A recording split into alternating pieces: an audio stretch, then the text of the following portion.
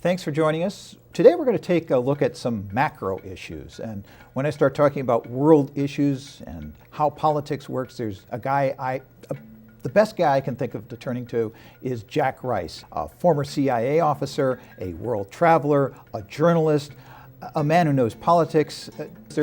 Jack, there isn't much that you haven't done, isn't there? Well, I don't know about that, but it's great to be here, and I'm thrilled to have the opportunity. One of the things I think that's been bugging us all since the 2018 election has been America's standing in the world now that Donald Trump is in charge. We've seen all sorts of erratic behavior, obviously, on Trump, from everything from tariffs to threatening war.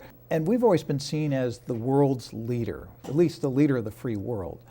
You've had a chance to actually travel the world since Trump's become president. How is the world viewing us? Well, not very well. I mean, I think it depends. There are some parts of the world that might actually see us in a much different light. I think if we go back a little bit, and I can look after 9/11, and I think that's when we started to see the shift. Because before that time, the United States seemed to have or at least wanted to have a philosophical view that we had certain obligations. We had a certain role, certain things that we were going to do. As sort of leader of the free world, we felt that we had this concept of supporting something called the rule of law, the idea of supporting humanitarian issues and believing in what that meant, because that was a core value of the United States. But then after 9/11, we seemed to shift, and you can look back at some of President Bush's leadership at the time and some of his supporters who talked about the Geneva Conventions as quaint. And that was the term that they used then. And I think that was really, in many ways, that thin end of the wedge. You started seeing more and more and more of this until we started getting someplace that really didn't reflect who we were as a people. Now, if we sort of fast forward into where Donald Trump is, what I have seen is many people in the world saying, you know what? He simply reflects what you guys are. He simply reflects what you guys are. And I got to be honest with you, Mike, because what makes me sad about that is I've spent decades around the world. I'm talking Asia, Southeast Asia, all over the Middle East, all over Africa, Russia, all over Europe, etc., South America. And what I can tell you is I tried to argue that we are not the quintessential ugly American. But the problem is, and it kills me to say it, is that I think what he reflects is exactly that. And I have people looking at me now, and this is within the last couple of months, saying, yes, you are. I want to go back because when we talk about how we've treated the other countries in the world and how we've tried to be humanitarian, I think of Reagan, and I think of what happened in Latin America. I think of the Shah of Iran. I think of where we've been supporting regimes that are no way humanitarian. So I think the case can be made that this has been going on for quite some time. Well, see, actually, I agree with you completely. I mean, that's the dichotomy of this, I think, is that you can look at what the United States does historically. So I can take you back to the 50s and before, but really when we started taking this dramatic leadership role post-World War II. And what we have seen is that the United States loves dictators. Now, people are going to be uncomfortable with that, except for the fact is it's the truth. And we can support that. You can go back to our placing the Shah of Iran. We were involved in the overthrow of a democratically elected leader in Iran. That was the front end of a whole series of things that continue to take place in Iran to this day. But we've done the very same thing in places like Egypt, Saudi Arabia, Pakistan, the Philippines, Indonesia, most of Central America, all of South America. And the problem is we have absolute objective proof that that's the case. And the reason that we like dictatorships is that what we really like is stability. And what dictatorships bring is stability. Frequently, the reason we want it most is that it's great for business. We know where we're going, we know what happens, and we can control that. Of course, the problem with that is this, is that stability comes at a cost. And frequently that cost is humanitarian, because what you get is the ability to ratchet down. You can ratchet down an entire society, but the problem that comes from that is you have an underlying buildup and a pressure that continues to push outward. Frankly, I would argue that if we look at the likes of Al-Qaeda, you look at other organizations, ISIS, you can look at ones before that, the Mujahideen who rose up for different reasons. They all come up because they're pushing back against regimes that are crushing them from the top down. We're supportive of those regimes that crush from the top down. So there's a cost, and that is a piece of it. It's very macro, but it's very true. Which brings us to today and Donald Trump, because Donald Trump, as we're talking about, is trying to stabilizing things. Donald Trump is probably the most unstabilizing force in the sense that he likes to do his foreign policy, keeping people guessing. But then we start dealing with a dictator in North Korea, and we're trying to, obviously, the whole idea of policy here is to be stable. Is there a deal that can be cut in North Korea that makes things stable, that works kind of with this whole thing that we've been talking about? The U.S. looks for stability in the world? Well, this has been a fight that's been going on for a long time. And this issue, as an example, if we look at it in a very big picture sense, is absolutely not a left or right position, because the effort has been relatively consistent in terms of what the U.S. has tried to do back in the 90s. I can look at 2003 under President Bush, 2005, 2006 or 7, and even 9 to 11 under President Obama. And there were efforts to try to address this issue. But one of the problems that we face in North Korea, in my opinion, is that it's an untenable one. We have placed ourselves in such a way, because of what we're doing right now, that this will not resolve.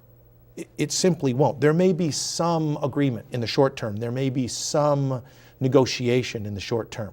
But one of the problems that we have is this, and you and I have spoken about this several times, is that if you look at Kim Jong-un and you look at Kim Jong-un's father, Kim Jong-un's grandfather, one of the issues that they all have had to face is external threats. And those external threats are very, very real. They're frankly more real now than probably ever.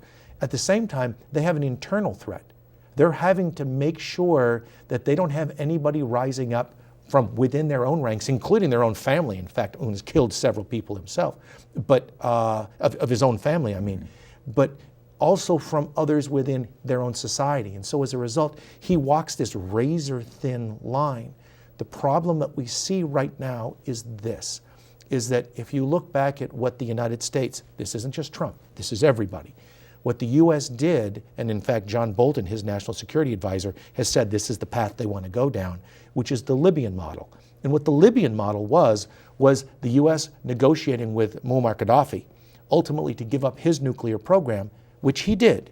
And in return, he received a lot of essentially money and other acknowledgement around the world.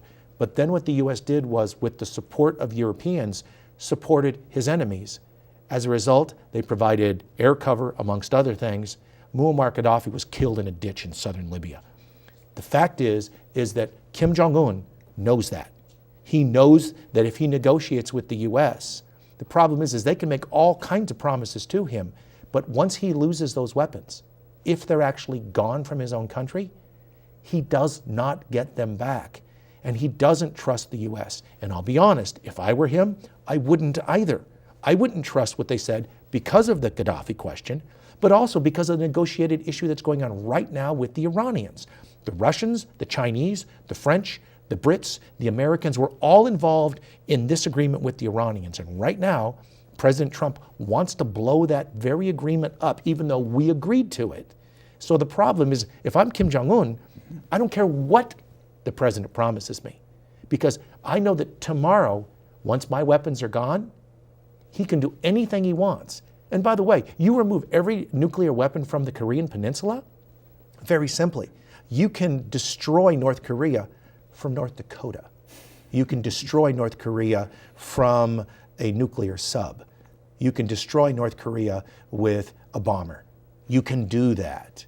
So the idea that he's going to somehow negotiate this away with somebody that he doesn't trust, let alone a whole lot of other people don't trust, I think is unlikely at best, sadly. So that's a lot, isn't it? That's a lot. That's a lot. But I mean, listening to you, all the optimism about solving North Korea, if this is how you solve it, seems to be too much.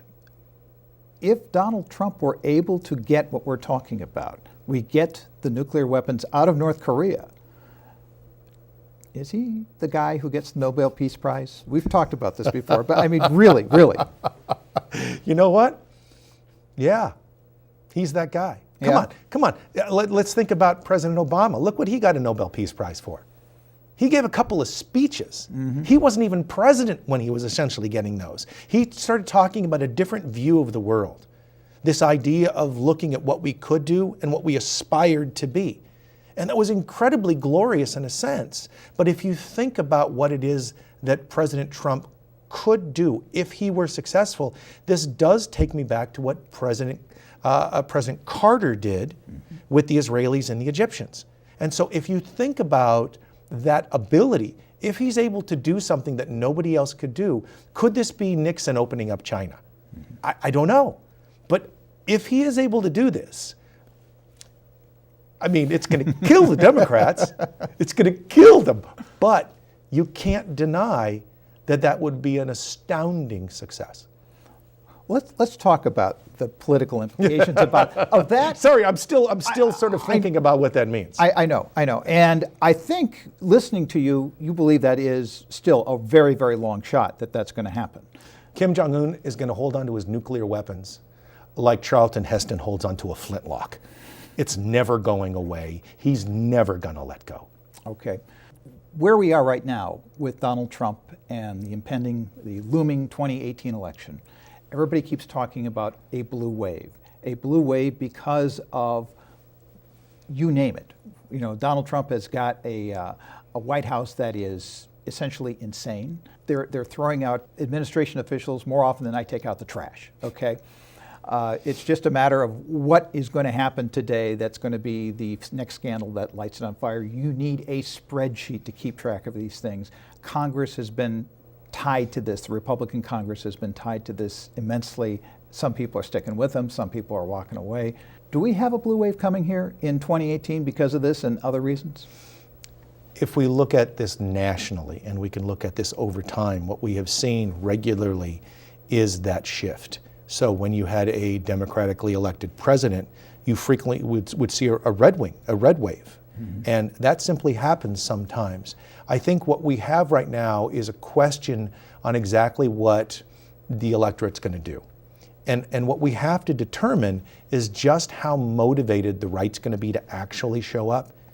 I've talked to a lot of very dear friends of mine who are conservatives, who are Republicans, and I mean traditional Republicans in that sense, who are embarrassed about where we are right now. Mm-hmm. I've also have friends of mine who are, they're Trumpists. I mean, they believe this. They think that this guy is the savior. He really is what's going to make the difference for the Republican Party and frankly for the United States.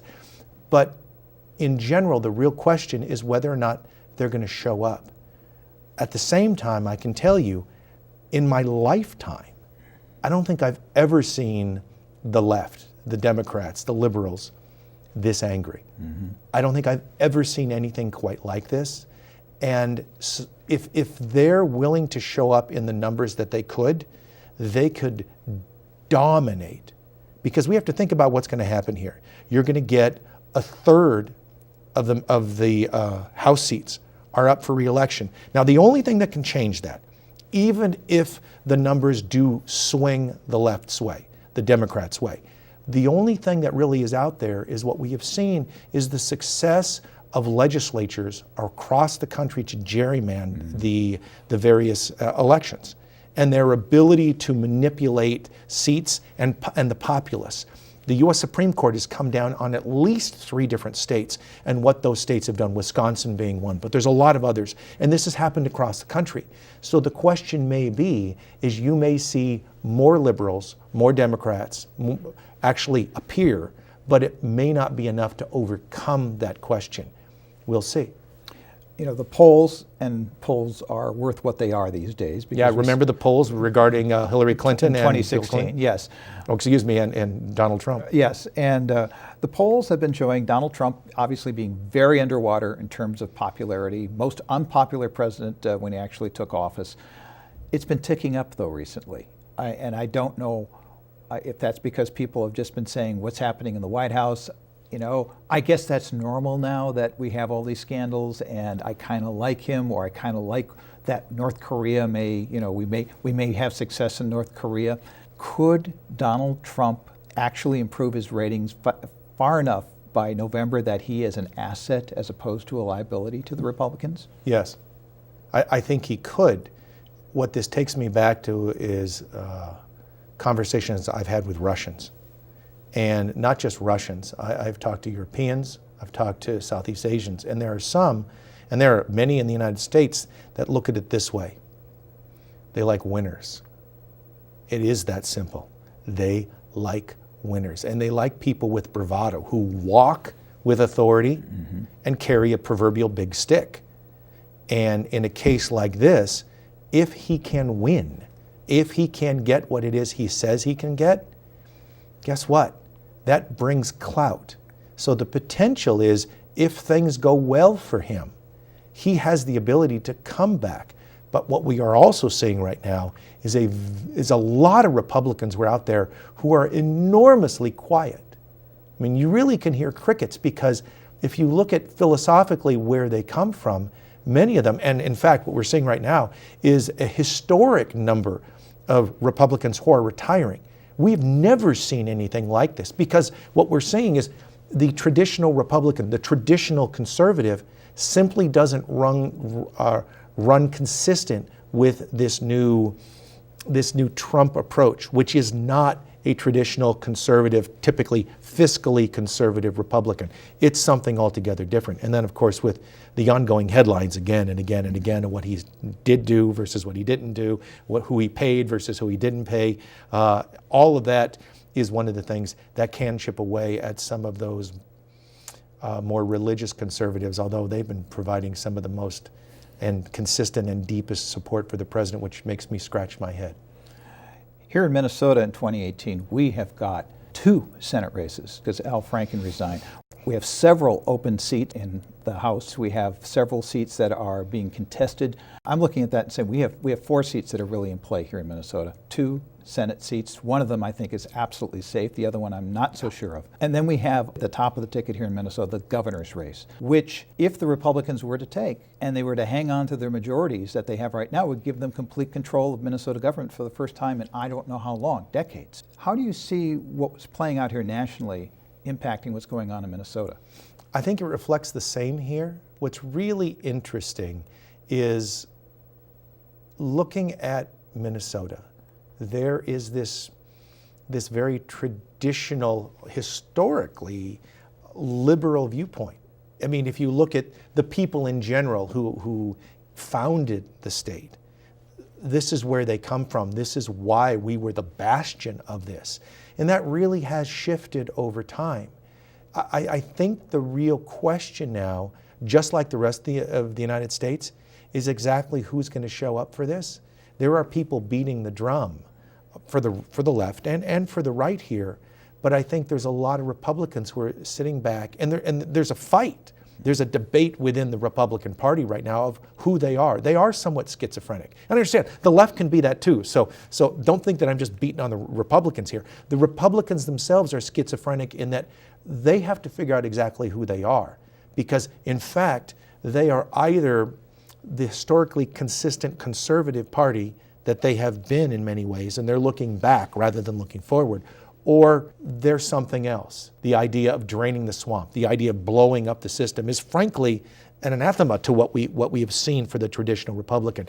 You can't be both, because I don't think it particularly works, because you're going to see 2 different prongs of the party collide about where the party is going. That may be a very real problem, because the people who vote, they'll look at both sides of that and say, yeah, I don't know. And if they keep their heads down and don't show up, that blue wave could roll straight across Minnesota too. One place those 2 prongs of the Republican Party will probably collide is in the governor's race.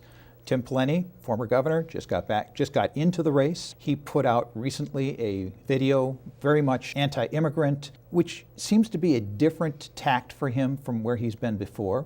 And then on the other side, you've got the candidates that are probably going to be endorsed by the Republican Party for that race, because Tim Pawlenty may not get it. I mean, you've got Jeff Johnson who's leading the pack, but he's lost several times in that race. Are the Republicans trying to align themselves more with Trump, what Pawlenty's doing as in hope of having an impact in the 2018 race, or is it just picking issues, or what's going on there? When I think about the leadership in the Republican Party here in Minnesota, and frankly across the country, so I can take you across the eastern seaboard as an example, and even in the South. Heck, there was a recent race in Arizona on an issue like this too. I think what's frequently happening is the Republican leadership seems to be sticking their finger in their mouth and putting it up in the air, trying to figure out exactly where the people want them to go so they can lead them. So they're trying to figure out what the answer is, but rather than actually knowing what the answer is. And so that's where they are. And you're seeing a lot of people, some of them new, some of them who have no experience, they're neophytes, just like Donald Trump, really, who are stepping into the field. I would have to say that Tim Pawlenty is different than that. I mean, he surprises me in a sense, and I've known Tim for many years. And Tim was, I mean, he was a John McCain supporter. Mm-hmm. His philosophical view was quite a bit different. I mean, one of the reasons that he was able to run early on and gain some traction is I remember him talking about growing up in South St. Paul, and his father worked every single day. He was this blue-collar guy, and where he came from and what he was doing and how he worked himself up and all of the things that he was able to do. It was much, much different than this anti-immigrant, sort of red meat approach, almost this angry Republican now, which is not what he was. And so for him to sort of pivot into this new role is going to be real interesting. But what I can tell you is that historically, what we know is that generally, no, not generally, always, Minnesotans don't like to bring back people who've already had the job. Nobody has ever received the nomination again. The only person who ever ran and tried to get it, Arnie Carlson, yeah. And he still didn't get it. And that's something that the Republicans remember. That's something that Tim Pawlenty remembers too. So he has to rebrand himself, because if he comes back as he was, he won't get this. He may still not get it. I don't think he can come back as he was, because essentially the Democrats have found a way to rebrand him anyhow. I mean, take a look at what he has been doing for the last 4 or 5 years. He has been the guy who's been working for the bankers on Wall Street. It's very hard to come back after being a lobbyist and doing that, saying, I'm for the little guy, I'm for you, I'm for working class Minnesotans, when you've been taking money and lobbying for the bankers to push back on all the regulations that, basically have pulled us out of the crisis that we hit in 2008. But wait, that's the Republicans right now too. Yeah. I mean, if you look at the entire Republican Party, they are using a piece of that, this idea of saying you're getting in the way of business doing what it is that business does. Let America do what they do. Let business do what it's supposed to do. The problem is it ignores exactly the crisis that led to where we were, the tanking of the economy at a level that we haven't seen, certainly in our lifetimes as well. And you're starting to see a stripping away and a chiseling away of the meager protections that were in place before and the pitiful protections that were put in place subsequently. Those are being stripped away now too. And it seems that people have an enormously short memory on these issues, and it could have been so much worse. The Democratic Party is not immune to this either. No, they're not. You actually mentioned this idea that look what Tim Pawlenty was doing on Wall Street. Come on. I mean, that was one of the questions, this schizophrenic approach the Dems have. They have the same issue, this idea of, are they going to be the Bernie Sanders side of this? Are they going to be the Hillary Clinton side of this? I mean, Hillary Clinton was shockingly close with Wall Street. Mm-hmm. A lot of those issues were true. And so if we look at that piece of it, who are the Dems now too? And they're still trying to determine. I think they're all together because all they all know is it's easy to be anti-something rather than pro-something else. Because you can all say, I don't like that Trump guy. But what are we? And I think that's something that Democrats really have to articulate well, because it's not just about saying, hate that guy, it's about loving me. In the Minnesota Senate race for the special election, Al Franken's seat, that Senator Tina Smith is the one who's been appointed to that. there seems to be a similar dynamic right now. Richard Painter, who has been a Republican up until the day that he announced he is running for the DFL endorsement or the DFL primary, because he's not going to go for the endorsement. He's going to go right for the primary, although he said, heck, if they give me the endorsement, I'm fine with that. He's made his mark by being anti-Trump, anti-big business on the range. He tries to paint that Tina Smith is the person who is supporting the mining interests on the range, and that he says we should be supporting the environment. I watch people who have been listening to him on Facebook and going, yeah, those are Democratic values. We're heading to a primary. Tina Smith's got, the party essentially behind her, the big money, I would say, of the party. And you've got this guy who is a Republican. I want your take. Doesn't it sound just a little bit like the last presidential election for the left? Yes. It kind of does, doesn't it? It is exactly that. And Richard and I have done a lot of TV work together, and we've talked personally about various issues. He's a fascinating guy. He was the ethics lawyer for President Bush. Mm-hmm. He was that guy. And so he comes out swinging against Trump, and the perception along the way is that he seems and he feels, I'm not saying people can decide what he is, but he feels like an independent. Like he's maybe not a Democrat, maybe not a Republican exactly, but he's this guy that's sort of bigger than all, bigger than more than that.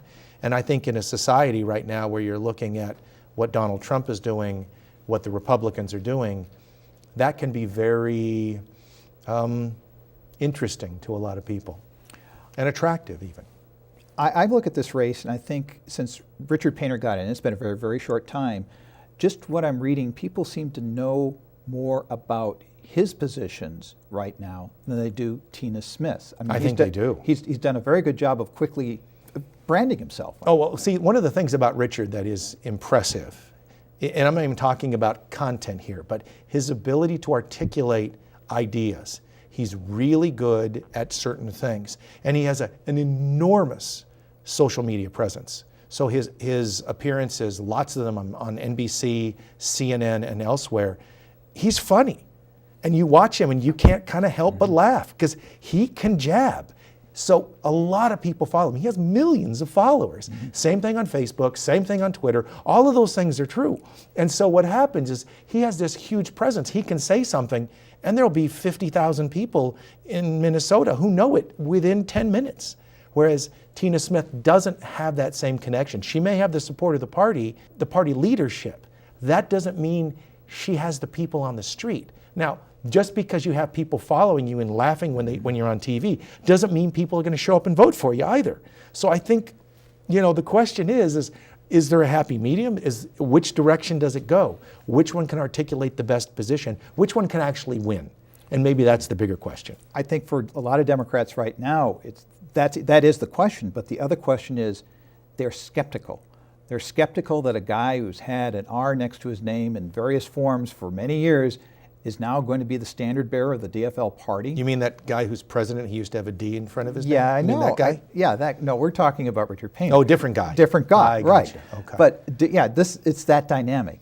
And can Democrats buy into that? Because I've seen a lot of people, the comments on Facebook saying, I just can't. I just can't. Well, I think that will be the question. Will that have an impact? You know what? If 1 in 10 said that, who are actually going to go to the polls, that could sink him. Mm-hmm. So, maybe there is a credibility question where he's going to have to be able to come back and say more than just the 5-second soundbite about what he thinks. Maybe that's necessary. I don't really know yet, because I don't think anybody knows. At this point, what we're seeing is something we've never seen before. This is an environment that is nothing like what we saw in 2016. This is nothing like we saw during the wave of the conservatives with the likes of Newt Gingrich even. You go back a lot further than that. This is a different animal because we have somebody in the White House that is like nobody we have ever seen. And he can do and say something that may be magnificent for the Republicans one day, and the next day he's hiring porn stars. Sorry, Mom. So given everything we've talked about with Richard Painter and Tina Smith, would it be wise for Tina Smith to do what Richard Painter wants right now, which is to debate him? You know, my concern, if I were Tina Smith, is that Richard Painter is good. I mean, he's really good in a spot. He's good on his feet. He knows how to speak. I think probably if I'm in the lead, I think it's a polling question. If I'm 10 points up and I think I can walk without that issue, why would I expose myself? The potential is if you have something like that and he decimates you, he could walk away with it. So if you don't have to, why would you expose yourself? That's the question. And that's the political side. There's the other side of this, of course, right? That says that it's not just about that. It's about motivating the base. It's about standing up, believing in what you believe, and saying what it is that you believe. Because it's not just about getting the primary. It's about getting those very same people to actually show up for the election. And one of the ways that you do that is that you motivate them. And you motivate them by actually being out on TV and being in places where they can see you. So you can say, this is what I believe, this is what's going wrong with the country, and this is where we need to go. If she can't articulate that, there's going to be a lot of people who will say, well, who the hell is she? So it sounds like you're saying Tina Smith cannot employ what's called the Rose Garden strategy and just be the candidate, but not engaging the other side. Unless her numbers are huge and she can win anyway with numbers by nobody knowing who she is. You know what? In a world right now where media has power and words have power in a way we probably haven't seen in a very long time, she may have to engage. She may have no choice. But if she doesn't have to, Richard's not necessarily a guy I would cross swords with. And on that note, we've got to leave it. But Jack, thank you so much for joining us today. Thank you very much for your time. Thank you. If you're interested in what's going on at the legislature, I suggest the Uptake.org. We live stream all of the meetings that are happening at the legislature on television. You can watch them live. And of course, that's powered by your donations. Transparency in government is important, so help us out there. And if you'd just like to talk politics, join me over at AM 950 Radio. I'm on from 4 to 5 o'clock every day. So we'll talk to you on the radio. Democratic Visions is handcrafted by volunteers from Eden Prairie, Hopkins, Minnetonka, Edina, and Bloomington.